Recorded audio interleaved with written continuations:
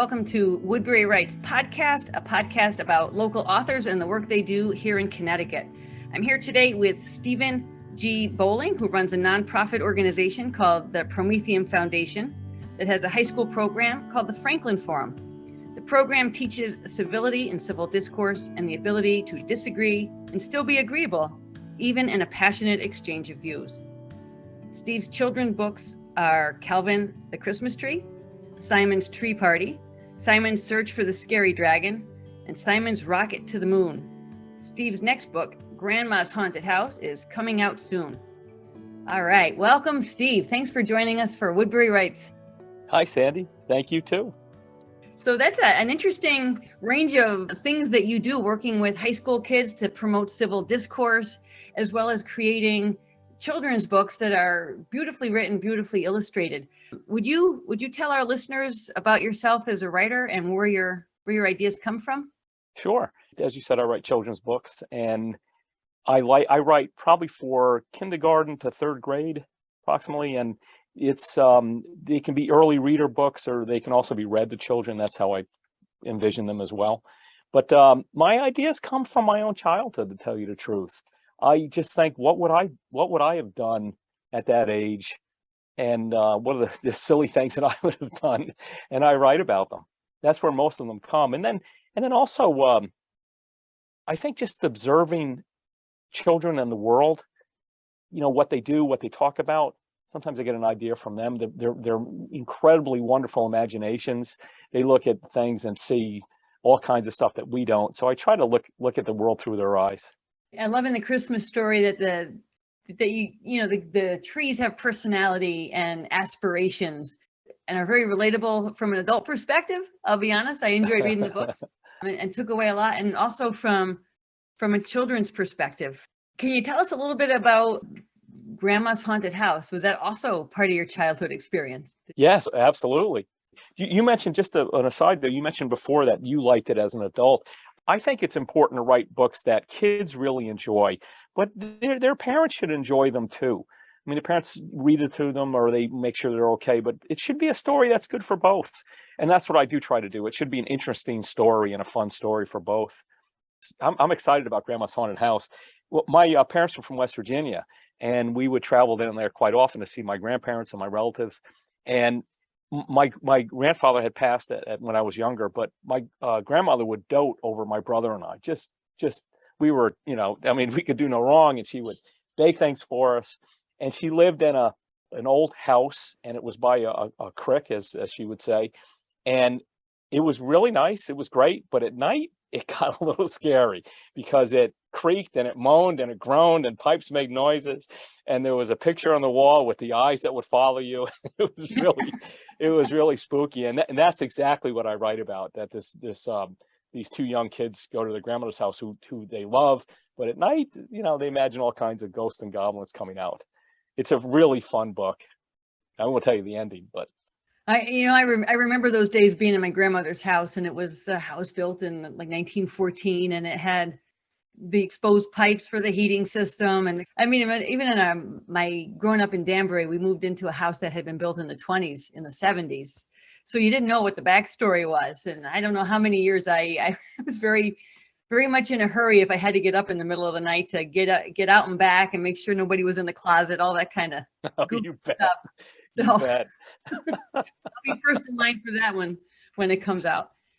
So tell us about who you read. Like, who's your favorite author? What kinds of things feed your imagination as a reader? There's a few fiction books I really like, but I am boring. I like history. I mostly read nonfiction, and they're usually dense, and they put me to sleep too, and put anybody to sleep. So I guess my choices are kind of boring, but I really do like David McCullough as a historian. I particularly enjoy his books, and I find history exciting. What people did and how they did it, to me, is very exciting. I do get influenced by that as well. So he's one of my favorite authors, I believe. In fact, I'm reading his book on Adams. I should have read it a long time ago, but I'm reading that. He wrote a book on called The Path Between the Seas, about the Panama Canal, and also the Great Bridge, about the Brooklyn Bridge. And I just found them absolutely fascinating. Even the minutia of what things cost and how they got building materials. And I remember one time I recommended The Path Between the Seas to a friend of mine quite a long time ago. And she started to read it, and you would have thought I gave her, poison or something. She did not like it at all. And I don't blame her. I don't, there's a lot of detail in things and could be very boring, but so I don't recommend any of those books anymore. But fiction wise, one of my favorite books was A Confederacy of Dunces.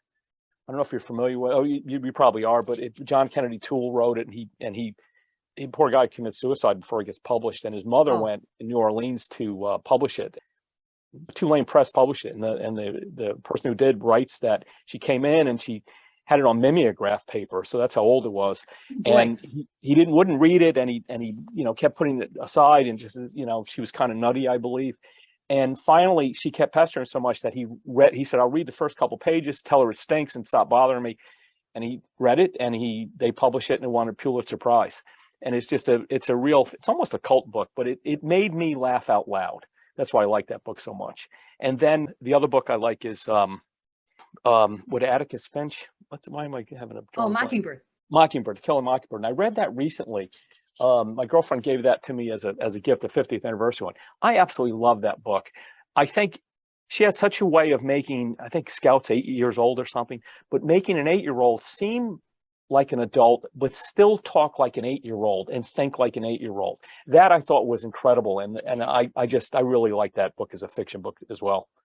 To Kill a Mockingbird is one of my favorites too. And I think the loving kindness that she shows her younger self as author comes through in the tone, where she really honors childhood in that book in a very remarkable way. The childhood perspective on the historical moment that she's writing about could be an interesting segue into some of your other work that you do. Would you want to talk about Promethean Foundation and those things? Sure. The foundation, we're based on Benjamin Franklin, something he did in the 1700s, and called the Junto. The foundation does a few things, but one of the things we do is a high school program called the Franklin Forum, which you mentioned in the beginning.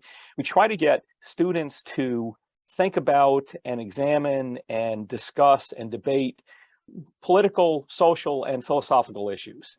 And I believe the Founding Fathers thought, and I think correctly so, that a representative democracy needs people who really think about issues. I mean, if you're going to vote, you should at least have some idea what's going on, and be cognizant of something of it. So we try to get them to think about these things. We usually bring it to a constitutional issue. So we introduce sort of difficult constitutional issues to students through their world. Like we'll talk about music, and then we'll talk about something that relates to the Constitution. And I do think it's important, and you'd be surprised how refreshing it is for them. We have no agenda whatsoever except to get them to think. They can come up with any conclusions they want to. Also, they seldom get the chance to really give their opinion. It's a free and open exchange of ideas. We don't say you shouldn't have any particular opinion about anything. One thing we do not allow is you can't attack someone else personally. You can attack their ideas as much as you want. You can't attack them personally. And it's refreshing for them. And again, they don't often get that, then they need that. What's important, I think, in this is that as a moderator, I take all sides that aren't taken. Any side they don't take, I will take. Far left, far right, middle, upside down, sideways, whatever they're not discussing, I will say, well, how about this? What about this idea? How do you look at that? And challenge them on their ideas. You and I were talking about history before. The other thing we try to do is videos and such that makes history a little bit more accessible. Well, let me put it this way. When I was in school, history was so incredibly boring. And maybe that's the way it was taught. I don't know, but history should be exciting. It's really interesting, and it should be exciting. So we try to bring that excitement to students and say, young people, and say, hey, this is what happened. Imagine if you were in that person's shoes. What would you have done? Can you imagine what life would have been like with them, whatever it is, whether it's George Washington or anybody. That really kind of humanizes not only our documents, but also the people who push the pen across the page. Yeah. I mean, they had faults and foibles like everyone did, and yet they did great things. I mean, they weren't perfect by any means. You can imagine Lincoln. Here he is. He gets elected to the presidency, and he really has a love for the glorious cause, for the revolution of ideas that the founding revolution did, that we the people have all the power. And here he is now presiding over this breakup. The stress that must have been on that man must have been incredible. And he has a son die, and he has a wife who I think gets a bad deal in history. Actually, I think she was a lot better than they portray her. But in it, whatever the case is, she was spending a lot of money to improve the White House, and they're saying, "What are you doing? We're in a war. What the heck are you doing?" So he had this just amazing stress on him, and you could see it in pictures of him. But I think when you bring that human condition to people, they begin to appreciate things a little bit more. You can imagine you're in the White House, the country's splitting up, your son dies. How would you take it? What you can't, you still have to go on. You're still the president. So that's why I try to bring that to the students. And how do kids, or how do you get involved with specific schools? How does that connection get made? We word of mouth, and we try to, we go approach schools and we beg them, hey, let us do this for your school. We don't really charge anything for it. We try to get donations so we can go in the school, and I do that for two reasons. One, that way it's a little easier to get in the school, and two, we're not an employee of the school, so we're a little bit freer. We do believe in free thought, and we want these kids to really think about things. So that's a little bit of an advantage on our side too. We get donations and go in that way. That's amazing, and it's really laudable that you ensure that students are addressing a multiplicity of perspectives and not possibly retreating into the safe ones or the familiar ones, that they have to really kind of face the ones that might be uncomfortable for them to face. That's why we have school. That's why kids need to be in a room together, and that's why COVID was such a disaster. One thing that I think is mostly refreshing with dealing with students is that they're willing to change their mind. They're willing to rethink. They're willing to say, okay, my reasoning wasn't good for this. Maybe this other reasoning is better. And that's refreshing for me to see. Whatever philosophical side they take is up to them, not me, but they should be introduced to all these sides. And they'll re-examine, they'll change their mind, they'll say, yeah, you're correct, or whatever, to themselves. I mean, they argue amongst themselves as well as with the moderator. It really is, it's good exercise for, I think, for democracy, if you will, and it's good exercise. We try to get in a lot of philosophical thought, which I believe is not taught as much either. I'm not an educator, but it doesn't seem to be philosophy is taught very much. And when you take the Revolutionary War and you take the Constitution and the Declaration, there's a lot of philosophical thought put into it. And maybe you disagree with it, maybe you think it should be torn down, whatever you want, but you should at least understand what they were trying to do before you praise it or tear it down. That's what we try to do. That's amazing. And and I was just thinking, as a high school teacher, I see kids every day are so invested in the relationships they have with the people around them, that willingness to they're malleable, right? But in a good way, in as much as preserving the relationship by meeting each other halfway, or flipping it from a different perspective to see what's there to be seen. They may be more inclined to do that. And I wonder if we did more of that, if relationships as students mature, that soft skill, and become young adults and older adults, rather than fossilizing their perspective, would teach the skill of keeping the mind open. I mean, that's really that's one of that. By doing this, that's one of, I call it the arena. You get in the arena of debate, but it does do that. It teaches you how to listen. It teaches you how to judge reasoning. It teaches you how to, or helps teach you anyway, how to express your opinion. And the other thing that I believe is is wonderful, almost magical, is that you become better friends after you leave the arena of debate, even in heated arguments, and let's say passionate arguments. It's okay to be passionate in your argument. You just have to be civil and polite, and you should be intellectually honest. If somebody has better reasoning, you should welcome it. I mean, you should want to know the truth more than you should want that to be proved right. What we do in the Franklin Forum is we invite adults outside the school and from the community, and they come in, and everybody is on a first name basis. And the reason we do that is because titles give you a edge in an argument. This is all about reasoning. It's all about who has the better reasoning. It has nothing to do with who you are, your background, nothing. You either have better reasoning or you don't.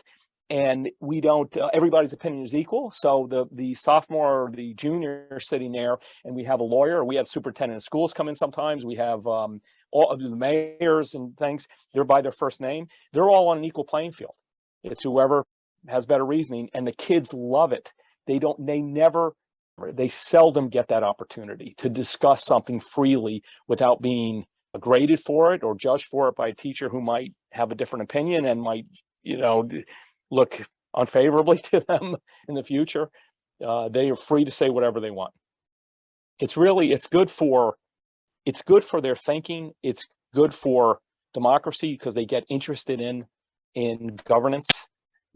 It's just good for their heads, I believe. Bringing that back to Mockingbird, I guess I have to do that as an English teacher who loves that book too. That is exactly what Atticus Finch is trying to help Scout do, which is see things from multiple perspectives in a balanced, reasoned way, and to distinguish between thinking and the human being who's having the thought. And I think also the sort of the measured voice of hope. If we have the capacity to listen, we can make inroads. It's vital. One of the things that we do is, especially for the adults, is you want to hear the other side of an argument. Because if you don't hear the other side, how do you know if you're correct? And people can get entrenched on their sides and their team, if you will, whatever. But I want to hear what the other side has to say. I may not agree with them, but I still want to hear what they're saying. And they might have better reasoning than me. I say, what? Or maybe they don't. And I think that I have to reevaluate a little bit because I can't answer their question. I can't. There is a flaw in my reasoning. But the other thing that happens too is that if you understand, again, you may disagree with people, but if you understand where they're coming from, it makes life a lot more pleasant. You're not angry at that person. You say, oh, now I see why you think that. I still don't agree with you, but now I get why you view the world that way. That's important.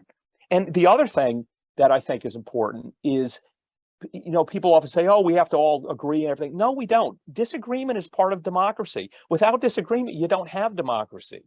We all just have to be civil and think, okay, everybody can have their opinion and let's talk it through. Exactly. And and I'm thinking back to your books for children that are about the idea and the figuring out who you are and what your potential is and what is the creaky sound down the hall, appreciating your world and coming to be able to articulate it and to bring imagination as well as literacy from an early. One of my books after Grandma's House is Haunted, I think it's going to be called Winslow Scarecrow.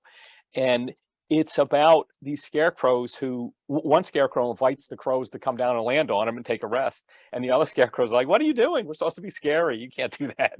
So they have this debate. And then it comes to a conclusion, but that one tickled me because that's what I do is debate. So they have this debate about whether they should be friendly to the crows or not, and it's a good one too. They both bring up good points, and it's in rhyming verse too, which is not so easy. And I like writing in rhyming verse. That sounds like fun. That sounds like it could go up the age group of your readership a little bit there too. I mean, I can imagine parents having the conversation after the child goes to bed. So, Steve, as Woodbury writes, and it's a Connecticut themed podcast, that's my next question. To what extent is place important to you? You, in our conversation about history, you talked about the Panama Canal, the Brooklyn Bridge, West Virginia, and your own personal history. You're in Connecticut. Does place figure in on a micro or a macro level for you in your writing and in the philanthropic work that you've been doing in the high schools? I guess the simple answer is no, but I think place has certainly influenced me in a lot of ways. The topography of Connecticut and the topography of West Virginia, that's how I look at things and think of things. So I do believe that has influenced me when I imagine places and imaginary worlds. I do think that has an influence on me. One of the things that we do, I guess this does have a little place, but for the Promethean Foundation, we do candidate debates, and we almost we were pretty much close to getting the governor's debate and the U.S. Senate debate, but a couple of candidates decided they weren't going to do very many debates, so there wasn't many to do. But that is an influence on us. In my writing, though, I don't think Connecticut has that much of an influence to me. I like Connecticut, nothing like that, but because I come up with these imaginary worlds, it really doesn't play into it, except for what I observe and see in the air. Like I'll think of a tree of something I see in Connecticut, certainly. Fair enough, but we still get to claim you as one of our own. Sure. So I like Connecticut. Yeah, I like being here. Yeah. Awesome. So would you share what you think is maybe your best line or some of your writing with our listeners so they can get a sense of your sure. voice? Yeah, I have two favorite lines that I look at and think, wow, that's pretty good. So one is from one of the Simon books where there's a series of Simon books where it's a young bird and he has all his friends and they do what kids do, they're kids and they do things like that. And so Simon wakes up and he hears all these rumors about a scary dragon that flies around. And I remember hearing rumors when I was a kid and all these things in grammar school, and you take them very seriously. Of course, there's no truth to them at all. But he hears this rumor about this really scary dragon. So he's going around trying to find the dragon, and he's asking the eagle and the ladybug if they've seen it. And he goes to the owl, and so he asks the owl, "Have you seen it?" And the owl says, the lines are, "The owl thought a moment as he was old and very wise. Then he said, I've never seen it. Perhaps it's in disguise. There are those who are hidden by things we cannot see. They can take on many forms by what they seem to be." And I just like that because I remember reading that after I wrote it a little while, and I said, wow, it's pretty good. I don't know if anybody else likes it, but I did. So that's one of my favorite lines. And it says a lot. It's very important to the story, actually. The owl is going to give him the answer, sort of. I guess I could ruin it, I suppose. But the dragon is actually a dragonfly, and the owl says, "Go talk to my friend Clarence," and he sees, and he says, "I'm a dragon, a dragonfly," and they become good friends at the end.